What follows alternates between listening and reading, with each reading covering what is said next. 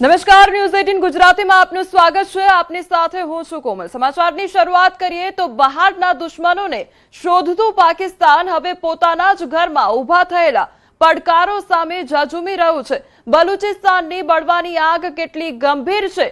શું બીએલએ અને ટીટીપીના હુમલાઓએ પાકિસ્તાની સુરક્ષા વ્યવસ્થાને મોટો પડકાર આપ્યો છે? જાણો આ રિપોર્ટમાં।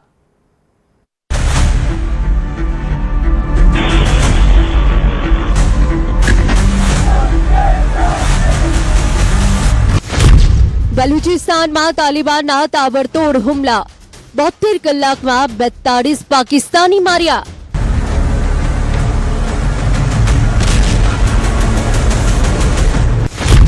પાકિસ્તાનમાં બળવાનું વંટોળ, શું બીએલએ બલુચિસ્તાનને આઝાદ કરાવવાની કસમ ખાધી છે? પાકિસ્તાને ઉછેર્યા 250 આતંકી સંગઠનો, હવે પોતાની જ લગાવેલી આગમાં સળગી રહ્યું છે આતંકિસ્તાન। પાકિસ્તાનના કુલ 4 પ્રાંતોમાં અશાંતિ ફેલાઈ રહી છે। બલુચિસ્તાનથી સિંધ સુધી અને લાહોરથી ગિલગિટ બાલ્ટિસ્તાન સુધી બળવાના સ્વર ઉઠી રહ્યા છે। પીઓકેમાં પણ બળવાના સંકેતો જોવા મળી રહ્યા છે, જ્યારે બલુચિસ્તાનમાં સ્થિતિ વધુ ગંભીર હોવાનું કહેવામાં આવી રહ્યું છે। બલુચિસ્તાનના ચાગાઈ શહેર પર બીએલએનો મોટો હુમલો, સમગ્ર શહેર પર કબજો કર્યો હોવાનો દાવો। આ તસવીર જુઓ, ધગધગતી ગાડીઓ, સળગતી પોલીસ ચોકી અને ધુમાડાના ગોટે ગોટા। આ દ્રશ્યો બલુચિસ્તાનના ચાગાઈ શહેરના હોવાનું માનવામાં આવી રહ્યું છે। દાવા મુજબ ચાગાઈમાં બીએલએના લડાકુએ અત્યાર સુધીનો સૌથી મોટો હુમલો કર્યો છે। પોલીસ સ્ટેશન અને વાહનોને આગ ચાંપી દેવામાં આવી હોવાનું તેમજ સરકારી કચેરીઓ અને બેંકો પર નિયંત્રણ મેળવી લીધો હોવાનો પણ દાવો કરવામાં આવી રહ્યો છે। એટલું જ નહીં, બીએલએ સમગ્ર શહેર પર કબજો કરી લીધો હોવાનો પણ દાવો કર્યો છે। બલુચિસ્તાનની પરિસ્થિતિની ગંભીરતા અંગે આ દાવાઓ કરવામાં આવી રહ્યા છે। અત્યાર સુધી બલુચ લડાકુઓ પાકિસ્તાનની સેનાને નિશાન બનાવી રહ્યા હોવાના દાવા કરવામાં આવતા હતા, પરંતુ હવે તહેરીકે તાલિબાન પાકિસ્તાને પણ હુમલાઓ તેજ કર્યા હોવાનું કહેવામાં આવી રહ્યું છે। શું 72 કલાકમાં 42 પાકિસ્તાનીઓ માર્યા ગયા? બલુચિસ્તાનમાં તહેરીકે તાલિબાન પાકિસ્તાન અને બલોચ લિબરેશન આર્મીના હુમલાઓ સતત વધી રહ્યા હોવાનું કહેવામાં આવી રહ્યું છે। દાવા મુજબ 6 જુલાઈથી અત્યાર સુધી ટીટીપીએ ફિલ્ડ માર્શલ મુનીરના નેતૃત્વ હેઠળના પાકિસ્તાની સુરક્ષા દળોને એટલું મોટું નુકસાન પહોંચાડ્યું છે, જેની તેમણે કદાચ કલ્પના પણ ન કરી હોય।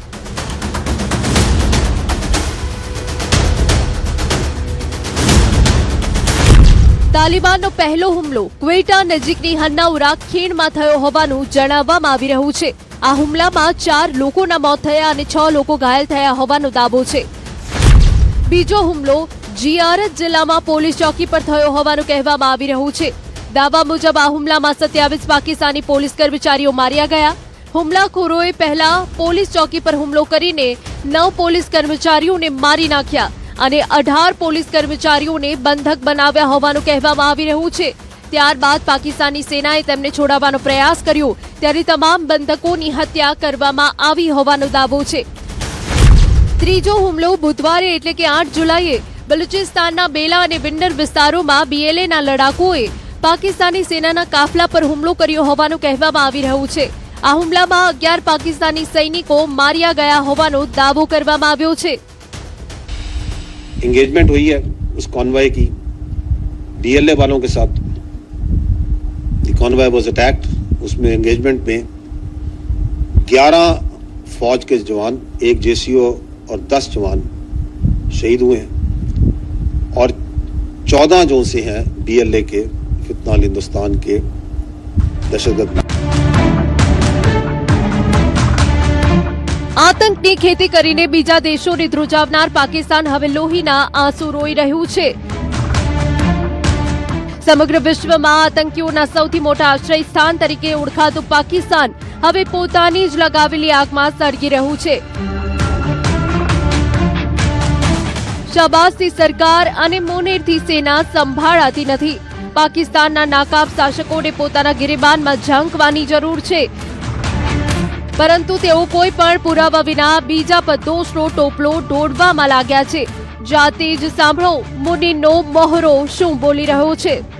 पहले दिन हमारे 9 बहादुर पुलिस के लड़के शहीद हुए, आज 18 तो टोटल 27 और खारजी जोन से हैं वो 15। उस दिन वो चेक पोस्ट में लड़के थे। ક્યારેક આદિવાસીઓને ઉશ્કેરીને તો ક્યારેક કાશ્મીરીઓના હાથમાં હથિયાર પકડાવીને પાકિસ્તાનમાં થયેલા આતંકી હુમલાઓને પાકિસ્તાની સેના આઝાદીની લડાઈ ગણાવતી રહી। હવે પાકિસ્તાનની પોલ ખુદ પીઓકેના લોકો જ ખોલી રહ્યા છે। જેએએસસીના નેતાઓએ સ્પષ્ટ શબ્દોમાં કહ્યું કે જેમને હાથમાં હથિયાર આપ્યા હતા તેઓ જ હવે તેમને આતંકી કહી રહ્યા છે।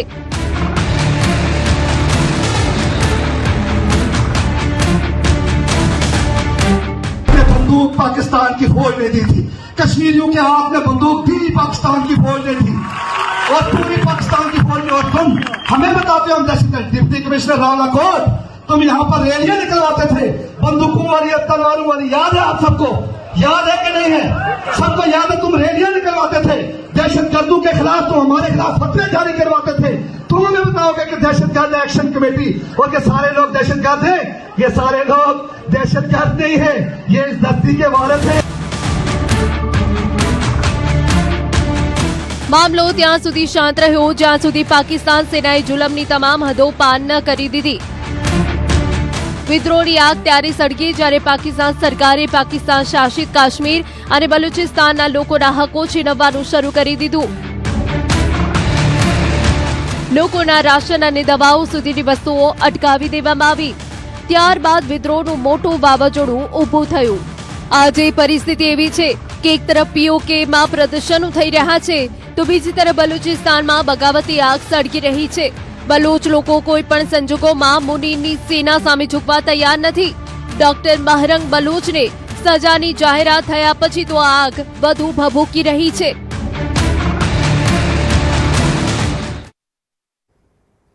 અમેરિકા અને ઈરાન વચ્ચે તણાવ ફરી ઉગ્ર બન્યો છે। અમેરિકાના હુમલા બાદ ઈરાને બદલો લેવાની ચેતવણી આપી છે। ખામેનેઈના નિવેદનથી લઈને તહેરાનના આક્રમક વલણ સુધી સવાલ એ છે કે શું આ ટકરાવ માત્ર ધમકીઓ સુધી સીમિત રહેશે કે પછી મધ્ય પૂર્વમાં મોટું યુદ્ધ ભડકશે।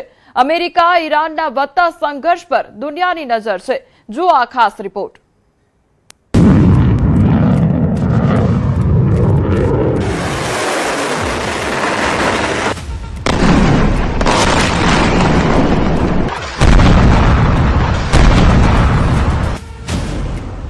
ઈરાનની ખુલ્લી ધમકી, ખૂનનો બદલો ખૂન। અમેરિકાના હુમલા પછી ઈરાનનો સ્વર વધુ આક્રમક બની ગયો છે। મુજતબા ખામેનીએ એવું નિવેદન આપ્યું છે જેને અમેરિકા અને તેના સાથી દેશો માટે સીધી ચેતવણી માનવામાં આવી રહી છે।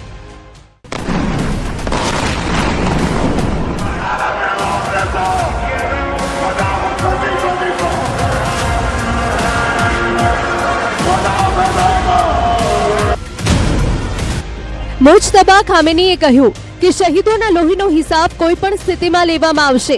ભલે અમે રહીએ કે ન રહીએ, પરંતુ બદલો જરૂર લેવામાં આવશે।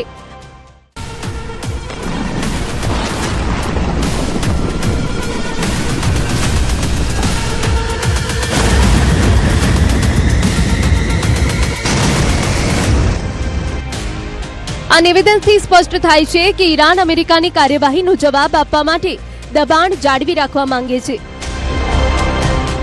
એવા સમયે જ્યારે બંને દેશો વચ્ચે સૈન્ય તણાવ સતત વધી રહ્યો છે ત્યારે મુજતબાનો આ સંદેશ સંઘર્ષ વધુ ગંભીર યુદ્ધ તરફ જવાનો સંકેત આપી રહ્યો છે। તાલિબાનની ચેતવણી, હવે એકતરફી સમજૂતીઓનો સમય ખત્મ।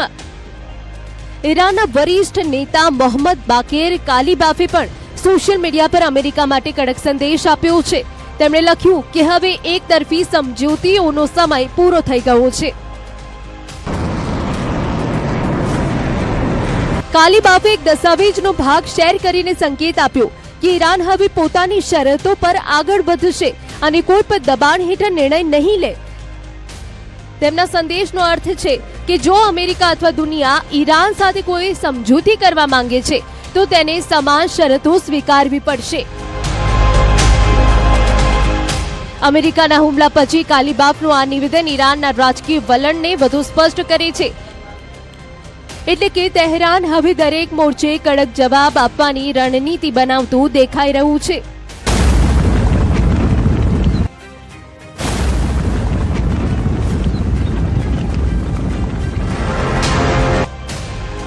ટ્રમ્પની હત્યાના કાવતરાને લઈને નવો દાવો.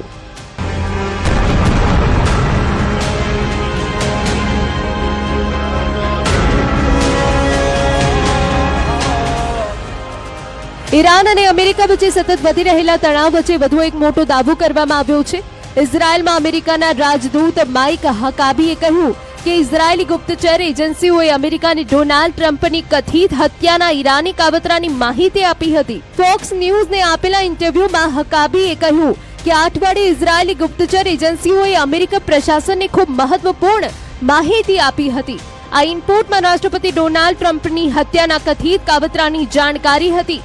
ઇઝરાયેલે ટ્રમ્પ અને અમેરિકન અધિકારીઓને ચેતવણી આપી હતી કે ટ્રમ્પને નિશાન બનાવવાની એક ખાસ યોજના તૈયાર કરવામાં આવી છે. જો કે આ દાવા પર અમેરિકાની અંદર પણ સવાલ ઉઠ્યા હતા. વોલ સ્ટ્રીટ જર્નલના અહેવાલ મુજબ કેટલાક અમેરિકન અધિકારીઓને આ માહિતીની વિશ્વસનીયતા પર શંકા હતી. બીજી તરફ ડોનાલ્ડ ટ્રમ્પે પણ આ દાવાને નકારી કાઢતા કહ્યું કે ઇઝરાયેલને આવી કોઈ વિશ્વસનીય માહિતી મળી ન હતી. તેમ છતાં આ દાવાથી અમેરિકા અને ઈરાન વચ્ચેનો અવિશ્વાસ વધુ વધારે. આગાહી ન કરવાના કારણ પર હવે બોલ્યા છે અંબાલાલ કાકા. ત્યારે ફરી ધમધમાવીને આગાહી કરવાની વાત તેમના દ્વારા કરવામાં આવી છે. કાયદાની ઘાતમાંથી બહાર આવ્યા બાદ હવે આગાહી કરીશ તેવું કહેવામાં આવ્યું છે. તો જયંત પંડ્યાએ કાયદાનું શસ્ત્ર લીધું છે અને મારે કાયદાને માન આપવું પડે તેવી વાત પણ અંબાલાલ કાકા દ્વારા કરવામાં આવી છે. કાયદાની ઘાત પૂર્ણ થાય એટલે પરત ફરીશ તેવી પણ વાત કરવામાં આવી છે. કાયદાની ઘાત પૂર્ણ થાય તો હું 80 વર્ષનો જુવાન છું તેવી વાત પણ અંબાલાલ પટેલ દ્વારા કરવામાં આવી છે. તો ફરી એકવાર તેઓ આગાહી કરવા માટે તૈયાર છે, પરંતુ આગાહી ન કરવાના જે કારણો હતા તેના વિશે પણ અંબાલાલ કાકા દ્વારા વાતચીત કરવામાં આવી છે. ફરી એકવાર તેઓ ધમધમાવીને જે આગાહી છે તે કરવા માટે તૈયાર છે. જે કાયદાની ઘાત હતી તે કાયદાના ઘાતમાંથી બહાર આવ્યા બાદ તેઓ આગાહી કરશે તેવી વાત તેમના દ્વારા કરવામાં આવી છે.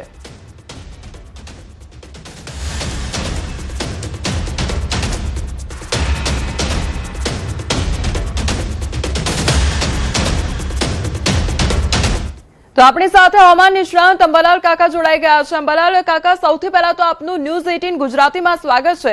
હવે કાકા, પહેલા તમારા દ્વારા એવી વાત કરવામાં આવી હતી કે આગાહી નહીં કરવામાં આવે અને હવે ફરી એકવાર તમે તૈયાર છો આગાહી કરવા માટે. આ કારણો શું હતા આની પાછળના?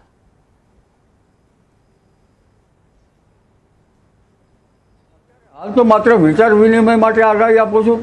જેને માનવી હોય તેમ માને, ન માનવી હોય તેમ ન માને. અને કાયદાકીય ગૂંચ અને આમાં લગભગ તેનાથી પર છે તો નફો કે નુકસાન એનાથી પર રહીને આગાહી કરીએ છીએ. એટલે આ આગાહીમાં અમારા પર કોઈ દાવાદોરી કરી શકાશે નહીં. આ તો માત્ર વિચાર વિનિમય માટે છે અને આ આગાહીના સાથે સરખામણીમાં છે. અર્વાચીન ટેકનિકલ ઉપલબ્ધિ અને એની સાથે પરંપરાગત જ્ઞાન, આ રીતે અમે આગાહી કરીએ છીએ. આગાહી અંગે જોવા જઈએ તો અનેક જનતા જનાર્દન અને ખેડૂત ભાઈઓના હિતમાં લક્ષીને હવે અમે માત્ર વિચાર વિનિમય માટે કરીએ છીએ. જ્યારે આ કાયદાકીય ગૂંચનો અમે અભ્યાસ કરી રહ્યા છીએ. જો કે ડિબેટમાં અમને જાણવા મળ્યું છે કે આગાહી કરી શકાય. આમ છતાં આ ડિબેટમાં કોઈ હોશિયાર વકીલ અંદર ડિબેટમાં હશે તો વધુ જાણવા મળશે. પરંતુ હવે જોવા જઈએ તો લગભગ અમાસ સુધીમાં હવામાનમાં પલટો આવશે અને હવામાન પલટાશે. ધીરે ધીરે પવનની ગતિ થોડી ઘટશે, પરંતુ તારીખ 15ની આસપાસ ઉપલા લેવલમાં ભેજ આવશે. ઉપલા લેવલનો ભેજ હોય તો જ વરસાદ આવે, કારણ કે નીચલા લેવલમાં ભેજ તો હોય પણ હવે ઉપલા લેવલનો ભેજ આવશે અને રથયાત્રાના દિવસે ક્યાંક છાંટાછૂટી થવાની શક્યતા રહે. અમદાવાદના ભાગોમાં પણ છાંટાછૂટી થવાની શક્યતા રહે. પરંતુ જે 13-14ની સિસ્ટમ છે એ સિસ્ટમના કારણે પૂર્વ ભારતમાં વરસાદ થવાની શક્યતા રહે છે. એટલે પૂર્વ ભારતમાં જ્યારે વરસાદ હોય આસામ બાદ ત્યારે ત્યાંથી ઉલટી સ્થિતિ સિંધ ભોગવે છે. એ વિરુદ્ધ ખાસિયત ધરાવતા ભાગો છે. એટલે જ્યારે આસામ બાજુ વરસાદ ઓછો હશે ત્યારે પશ્ચિમમાં વરસાદ હશે, પણ બીજી એક સિસ્ટમ 17-18માં બની રહી છે, પરંતુ ત્રીજી સિસ્ટમ 23ની આસપાસ બનશે. એટલે જોવા જઈએ તો 20 તારીખ પછી ગુજરાતમાં સારો વરસાદ આવવાની શક્યતા રહેશે. 22 તારીખ બાદ દક્ષિણ ગુજરાતમાં ભાગોમાં સારો વરસાદ આવવાની શક્યતા છે, કેટલાક ભાગોમાં ભારે વરસાદ આવવાની શક્યતા રહેશે. 24-25 તારીખમાં મુંબઈ મહારાષ્ટ્રના ભાગો વરસાદ આવવાની શક્યતા રહેશે. તારીખ 27 જુલાઈથી 30 જુલાઈમાં લગભગ ગુજરાતના ઘણા ભાગોમાં વરસાદ આવવાની શક્યતા રહેશે. પરંતુ હજુ ઘણા ભાગો જે પશ્ચિમ સૌરાષ્ટ્રના છે એમાં વરસાદ નથી, દ્વારકાના ભાગોમાં વરસાદ નથી, એટલે નહીવત છે. પોરબંદરના ભાગોમાં વરસાદ નથી, નહીવત છે. જામનગરના ભાગોમાં પણ હજુ લાખોટા તળાવ ભરાયું નહીં હોય એવું મારું માનવું છે. એટલે આ ભાગોમાં ઇન્દ્રદેવ થોડાક રૂક્ષા હોય એવું જણાય છે. પરંતુ આજે 27 થી 30 કાકા, આપે જે હવામાનને લઈને આગાહી કરી છે અત્યારે હવામાન વિભાગ દ્વારા, અને આ સાથે જે પણ અત્યારે વાતાવરણ જોવા મળી રહ્યું છે તે વિશે આપ આગાહી કરી રહ્યા છો, પરંતુ શું હવે આગામી સમયમાં આ પ્રકારે જે આપ આગાહી કરતા આવ્યા છો તે શું રાબેતા મુજબ યથાવત રહેશે? શું આપ કન્ટિન્યુ કરવાના છો?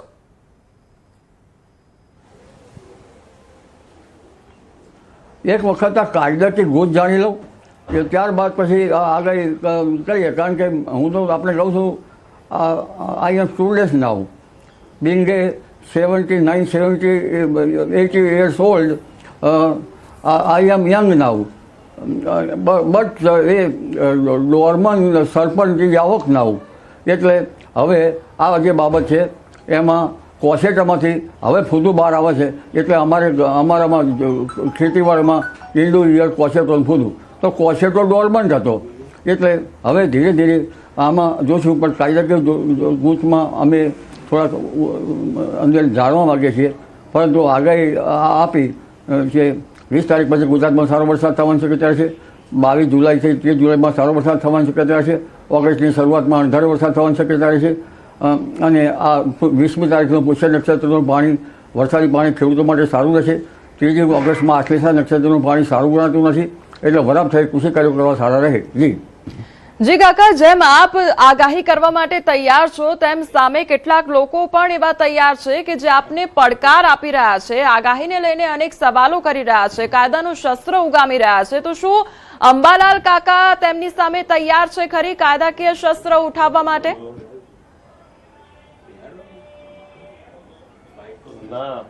કાયદાકીય શસ્ત્ર ઉઠાવવા માટે આ વકીલ સાહેબો શું કહેવાનું થાય છે એ જોઈશું. પડકાર તો અમારા જે શાસ્ત્રો પર તે કુંઠારાઘાત પ્રહાર છે, સનાતન ધર્મના શાસ્ત્રો પર તે કુંઠારાઘાત પ્રહાર છે. અને આ અમારા વારાય સંહિતા, મેઘમાળા, ભદ્રબાહુ સંહિતા, મેઘ મહોદય, આ બધા સામે કુંઠારાઘાત પ્રવાહ છે. આરંભ સ્થિતિ ગ્રંથ, લબ્ધ વિજય મહારાજ સાહેબના આરંભ સ્થિતિ ગ્રંથ અને અમારા મૂળ ચિંતામણી ગ્રંથ, આ બધું આવના સામે પડકાર છે. અત્યારે જ્યોતિષના વર્ગો જે ચાલી રહ્યા છે તેના સામે આ પડકાર છે. એટલે આ પડકાર તો ઝીલવો જ રહ્યો, પરંતુ હજુ આ ડિબેટમાં લગભગ વકીલ સાહેબોનો શું નિર્ણય છે તે અમારે જાણવું રહ્યું. અત્યારે તો માત્ર વિચાર વિનિમય માટે જ આગાહી અમે પ્રસ્તુત કરીએ છીએ. તમે આગાહી કરવા માટે તૈયાર છો, બીજી તરફ જે પડકારો મળી રહ્યા છે તેના માટે પણ આપ તૈયાર છો. એટલે સૌથી પહેલા તો એ જાણવા માંગીશ કે જ્યારે આવી બધી વાતો સામે આવતી હોય છે ત્યારે તેનો સામનો અંબાલાલ કાકા, પછી હવામાન નિષ્ણાંત તરીકે આપ કેવી રીતે કરો છો? કારણ કે વાતો પણ એટલી જ સાંભળવા મળતી હોય છે.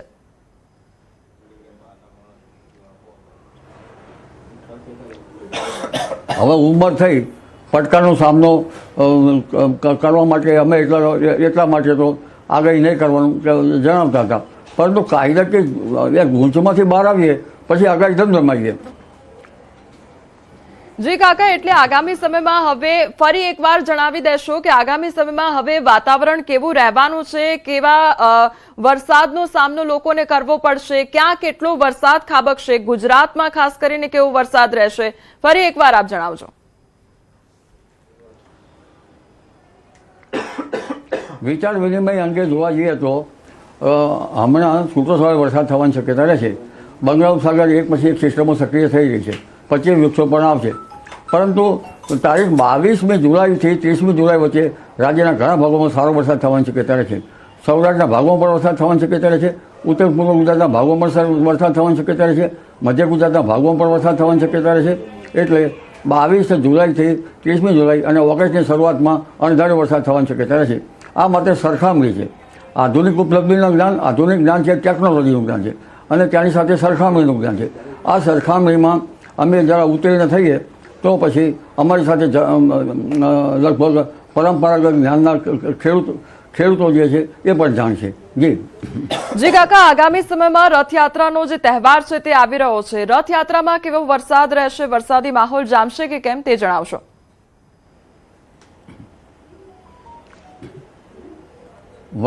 રથયાત્રાના દિવસે છાંટાછૂટી થવાની શક્યતા રહેશે. ક્યાંક ઝાપટા પડવાની શક્યતા રહેશે. અમદાવાદમાં પણ હવામાન પડતા છે. હવામાન તો આજથી જ પડતા છે. જી કાકા, આ વખતે ચોમાસું જે છે તે ખૂબ મોડું આવ્યું છે, એટલે આગામી સમયમાં કેવું રહેશે ચોમાસું? શું ચોમાસું આ વખતે લાંબુ ચાલવાનું છે કે કયા પ્રકારનું વાતાવરણ રહેશે? આ વખતે ચોમાસું મોડું જ આવવાનું હતું, કારણ કે પરંપરાગત જ્ઞાન પ્રમાણે જોવા જઈએ તો રોહિણી નક્ષત્રનો ત્રીજો પાયો બગડ્યો હતો. એટલે જો પહેલો પાયો બગડ્યો હોય એમાં 4 પાયા કરવાનું. પહેલો પાયો બગડ્યો હોત તો 72 કાઢત, પણ એમાંથી થોડા દિવસ ઓછા થાય. એટલે અને આ વખતે વનસ્પતિજન્ય બાબતો અને જે જળચર પ્રાણીઓ, નભચર પ્રાણીઓ અને અન્ય પ્રાણીઓ પણ એની ચેષ્ટા બતાવતા નહોતા. એટલે જે રોહિણી નક્ષત્રનો પાયો બગડે તો વાયુનું ફૂંકાઈને વરસાદ મોડો આવે. આ ઉપરાંત આ વખતે વાયુનું પ્રમાણ પણ વધારે હતું અને આ વાયુના લીધે તો જનધનને ઘણું નુકસાન પણ થવામાં હતું અને વીજ પ્રપાત પણ હતા. જ્યાં સુધી વીજળી ન થાય ત્યાં સુધી મેઘો વરસે નહીં અને મેઘનો માર્ગ વીજળી બતાવે છે. જી કાકા, આપ હવામાનના જાણકાર છો એટલે સવાલ એ પણ કરવો છે કે આ વખતે ખેડૂતોને શું સાવચેતી રાખવાની જરૂર છે અને શું ધ્યાન તે લોકોને આ વખતે રાખવું પડશે?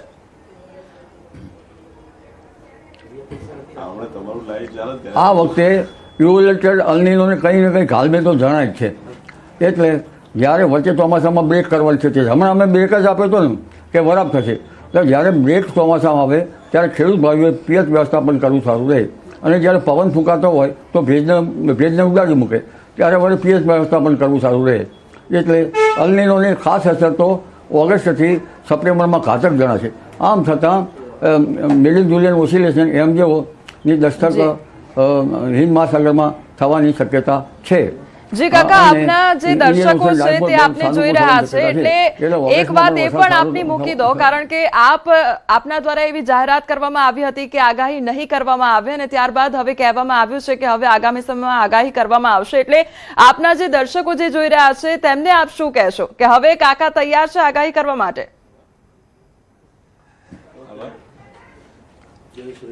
આગાહી કરવા માટે તો તૈયાર છીએ, પણ કાયદા કે ગુજ છે. અત્યારે જે આગાહી આપીએ છીએ માત્ર વિચાર વિનિમય માટે આપીએ છીએ.